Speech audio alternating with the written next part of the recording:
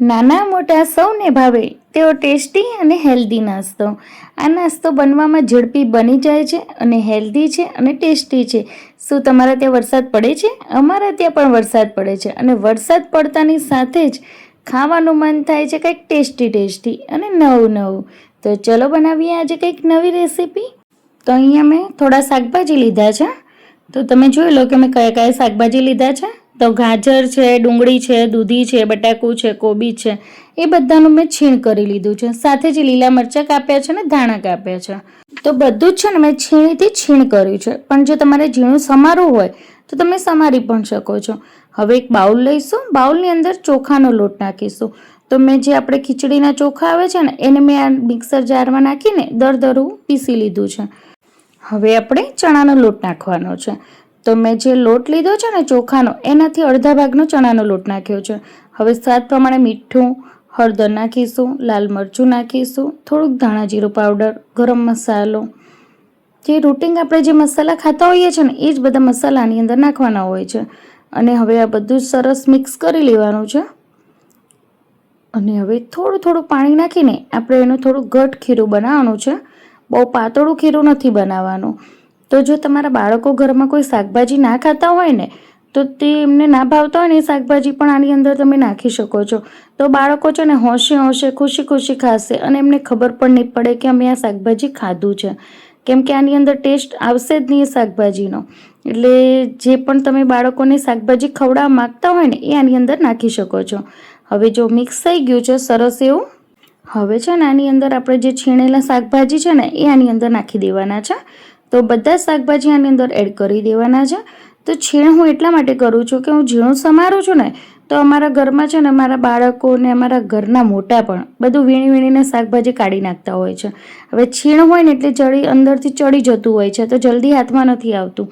તો એ કાઢી ના શકે અને બધું શાક ખાઈ શકે. એટલા માટે હું છીણ કરીને અંદર નાખું છું જેથી એ લોકો કાઢી ના શકે. હવે આપણે બધી જ વસ્તુ આ રીતે મિક્સ કરી લેવાની છે. તો જો સરસ એવું મિક્સ થઈ ગયું છે. તો જો તમે લોકો મારા વિડીયો જોતા હોય તો તમને ખ્યાલ હશે કે અમારા ઘરમાં છે ને દૂધી બધાને ઝેર જેવી લાગે છે. દૂધી નથી ભાવતી. તો એટલા માટે મેં આની અંદર દૂધી એડ કરી દીધી છે કે એ બાને એ લોકો દૂધી ખાઈ શકે. અને દૂધીનું નવું વેરિએશન પણ હું કરતી જ હોઉં છું ને એ લોકોને ખવડાવતી હોઉં છું. તો જો સરસ એવું મિક્સ થઈ ગયું છે. હવે આપણે લેવાના છે પૌવા અને પાપડ. હવે તમને એમ થશે કે પૌવાનું શું કામ છે આની અંદર અને પાપડનું શું કામ છે, હે ને? તો પૌવા છે અને પાપડ એ બંને વસ્તુ આની અંદર એડ કરીશું ને એટલે જે આપણે પુડલા બનાવવાના છે ને એકદમ ક્રિસ્પી અને પૌવા છે ને સોફ્ટ કરશે. એટલે ખાવાની બહુ મજા આવશે. અને જે પાપડ છે ને ક્રંચ લાવશે. એટલે જ્યારે તમે મોઢામાં આમ ટુકડો મૂકશો ને તો આમ ક્રંચ લાગશે અને સરસ એવો ટેસ્ટ આવશે એનો. તો આપણે પાપડને આ રીતે હાથથી છે ને ચૂરો કરીને ભૂકો કરી દેવાનો છે. મિક્સર બાઉલમાં આને પીસવાના નથી. જો તમે એ રીતે પીસવા જશો ને તો પછી પાવડર થઈ જશે. તો જે એનો ક્રંચ જોઈએ છે ને આપણે ખાવા માટે એ નહીં આવે આની અંદર. એટલા માટે આ રીતે જ રાખવાનો છે. અને પૌવા છે એને ધોવાના નથી. ડાયરેક્ટ જ કોરા જ ઉપયોગ કરવાનો છે. ચાળીને મેં સાફ કરી લીધા છે અને કોરા જ આની અંદર નાખવાના છે. તો જો બંને વસ્તુ આપણે તૈયાર કરી લીધી છે. તો પાપડનો તમે જુઓ કેવો ભૂકો મેં કર્યો છે, આ રીતનો રાખ્યો છે. હવે આપણે બંને વસ્તુ આ ખીરાની અંદર એડ કરી દેવાની છે. તો આપણે પહેલાં પૌવા નાખી દઈશું. હવે કદાચ તમારું ખીરું છે ને વધારે પતલું થઈ ગયું હોય ને તો પૌવા નાખશો ને એટલે પાણી શોષી લેશે. એટલે તમારું જે ટેક્સચર જે જોઈએ છે ને ખીરાનું એ પણ કમ્પ્લીટલી મળી જશે તમને. તો બંને જ વસ્તુ આ રીતે સરસ એ મિક્સ કરી લેવાની. હવે જરૂર પડે તો થોડુંક પાણી નાખીને આ રીતે મિક્સ કરવાનું અને એનું આ રીતનું બેટર બનાવવાનું છે. નહીં પાતળું પણ નહીં અને નહીં ઘટ. તો તમે એની થિકનેસ જોઈ લો કે આ રીતની થિકનેસ હોવી જોઈએ. હવે આપણે પુડલા બનાવવાના છે. તો દરેકના મનમાં એવો પ્રશ્ન આવતો હોય છે કે પુડલા છે એ ખાલી નોનસ્ટિક તવીમાં જ બને, હે ને? પણ આ પુડલા છે ને એવું નથી. આ રોટલીની તવીમાં પણ બનશે. તો આમ હું નોર્મલી મારા ઘરે જે રોટલી બનાવું છું ને એ જ તવી મેં લીધી છે. એની અંદર તેલ નાખ્યું છે, થોડાક તલ નાખ્યા છે અને આ પુડલાનું ખીરું આ રીતે પાથરી દેવાનું છે. તો આપણે કોઈ ઝંઝટ કરવાની જરૂર નથી કે નોનસ્ટિક તવ કોઈના ઘરે માંગવા નથી જવાનું. આપણે જે રોટલી બનાવતા હોઈએ છીએ એ જ તવીનો ઉપયોગ કરવાનો છે અને આસાનીથી આની અંદર પુડલો બની જતો હોય છે. તો જો કેવું આસાનીથી આપણે ખીરું પથરાઈ રહ્યું છે.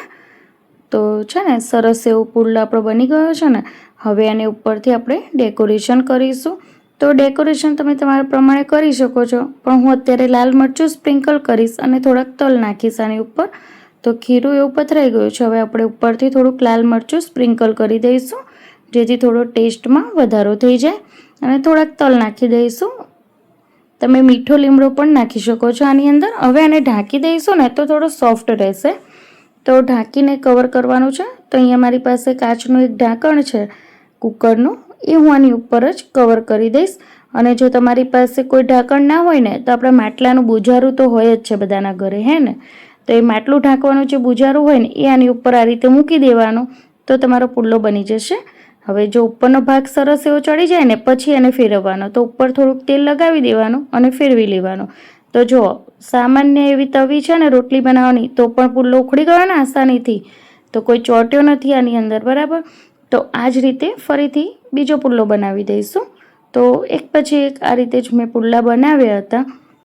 તો તમને મારો વિડીયો ગમતો હોય ને તો મારી ચેનલને સબસ્ક્રાઈબ કરતા જજો, વિડીયોને લાઈક કરજો અને કોમેન્ટ તો જરૂરથી કરજો, અને વધારેમાં વધારે વિડીયોને શેર કરજો.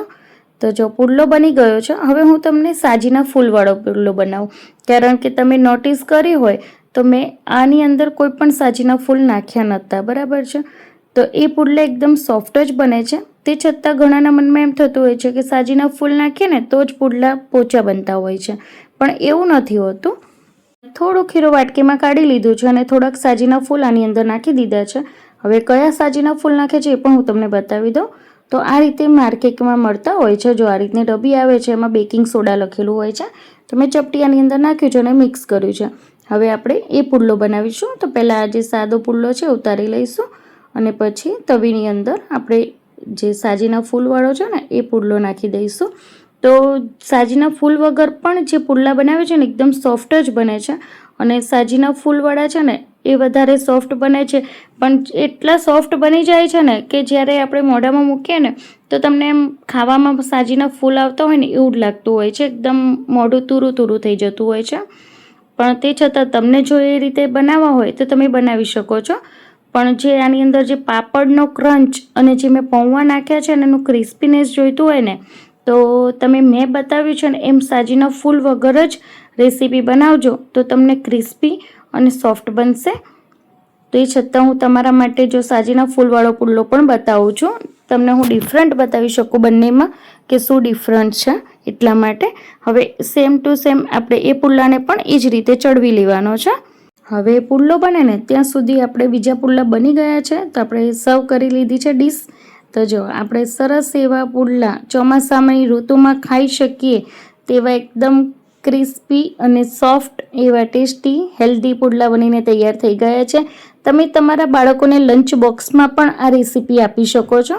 તો ફ્રેન્ડ્સ, તમે પહેલાં ખાઓ પછી હું ખાઈશ. તો ચલો હવે જોઈ લો બીજો પુલ્લો, એ પણ બની ગયો છે સાજીના ફૂલવાળો, એ પણ મેં લાવી દીધો છે. હવે એને તોડીને પણ બતાવું તમને. તો જો આ એકદમ આ રીતનો સોફ્ટ બને છે ને? તો આની અંદર છે ને તમને પાપડનો ક્રંચ નહીં આવે, કેમ કે એ સોફ્ટ બની જશે. પણ જેને સોફ્ટ ખાવું હોય એ આ રીતે પણ ખાઈ શકે છે. તો અમારા ઘરના તો બધા ખાવા માટે બેસી ગયા છે, જો છે ને. હું ફોટો પાડતી હતી, વિડીયો બનાવતી હતી, અને મારી આગળ પાછળ ફરતા હતા કે જલ્દી જલ્દી પતાય ફટાફટ. અને જેવો ફોટો પાડી રહી ને છેલ્લો વિડીયો બની ગયો ને એવી જ હાથમાંથી ડીશ લઈને આ લોકો ભાગી ગયા અને જમવા બેસી ગયા. જો છે ને અમારે 4 તો વિડીયો ગમ્યો હોય તો પ્લીઝ લાઇક, શેર અને સબસ્ક્રાઈબ કરજો. ચલો મળીશું આવી જ હેલ્ધી રેસીપી સાથે, નવા વિડીયો સાથે. ચલો, જય શ્રી કૃષ્ણ, આવજો, બાય બાય. તો તમને મારી રેસીપી ગમી હોય તો વિડીયોને લાઈક કરી દેજો, શેર કરજો અને સબસ્ક્રાઈબ કરજો મારી ચેનલને, અને આવી જ રીતે મને સપોર્ટ કરતા રહેજો. તો ચલો મળીશું નેક્સ્ટ વિડીયોની અંદર આવી જ નવી રેસીપી સાથે. જય શ્રી કૃષ્ણ, આવજો, બાય.